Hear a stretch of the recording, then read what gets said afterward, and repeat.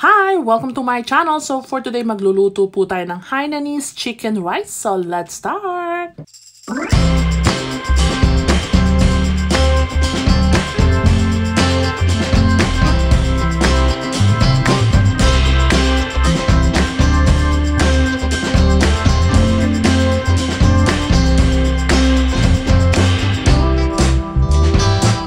That we need. So, napakadali po ng mga sangkap na kailangan. Meron po tayo ditong chicken, pwede rin pong buo, or katulad po nito na cut na po siya. So, rub nyo lang po yan with salt, and then, hugasan with water para po shiny po yung balat pag naluto. And then, we have some water, rice, yung regular rice na ginagamit sa bahay, luya, bawang, sibuyas, onion leeks, toyo, another bawang minced po yan, and ginger, yung pong grated. Meron din po tayo ditong seasoning, black pepper, sesame oil, and fish sauce, and a little bit of cooking oil. So, yan lang po yung mga kailangan natin. So, let's start. So, ito na po yung manok. Malinis na po yan, narab na po with salt and hugasan na rin po siya. So, ngayon ilagay po natin sa isang pan. So, i-arrange po natin sa isang pan. And then, lalagyan po natin ng mga pampalasa bago natin iluto. So, maglagay tayo ng minced na bawang. And then, yung pong ginger, yung grated na ginger. Or luya. And then, paminta. Nasa inyo na po kung gaano karaming paminta ang inyong lalagay. Depende po sa inyong panglasa. And then, after that one, ilagay po natin yung ating fish sauce or patis. Yung complete measurement po nasa description box below. Kindly check it na lang after watching po. And then meron tayong onions. Maglagay po tayo ng bahagyang sesame oil.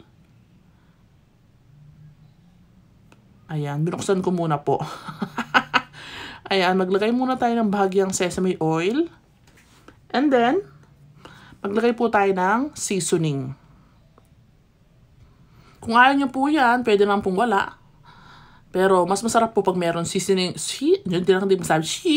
talagang seasoning or yung cubes po, kung ayaw niyo po yan. Iba po kasi ayaw yan. And then, this one, malinis na po yung kamay ko. Hinalo ko na po siya para dumikit yung pampalasa sa manok. And then, maglagay tayo ng onion leeks. Onting toyo para po may kulay yung ating stock later. Ayan. And then, lagay po natin yung tubig. Ayan. And then, lagay na po natin sa apoy at ating pakukuluan. Tatakpan po natin ito, papakuluan po natin until maluto po yung manok. Importante po na lutong-luto yung manok at hindi po pwede yan na undercook. Meron po yung bacteria which is salmonella. Ayan po siya. So, ang ganda ng kanyang sabaw. Ayan, lumalabas na yung mga juice coming from the chicken. So, ito po, medyo okay na po to. Onti na lang po. Around 20 minutes po. 10 to 20 minutes. Depende po kung gaano kalaki yung inyong mga manok. Okay na po yan. So, check nyo na lang po yung inyong chicken. So, this one is already okay. Set aside ko na po yan. At gagamitin natin yung stock for our rice. So, yung rice po natin, nag-start po ako nag-saute ng ginger. So, nilakayan ko po yung hiwa para madali po siyang maalis mamayang maluluto na yung ating rice. So, napalabasin po natin yung kanyang aroma and flavor. Yan. And then, yung pong ating bawang.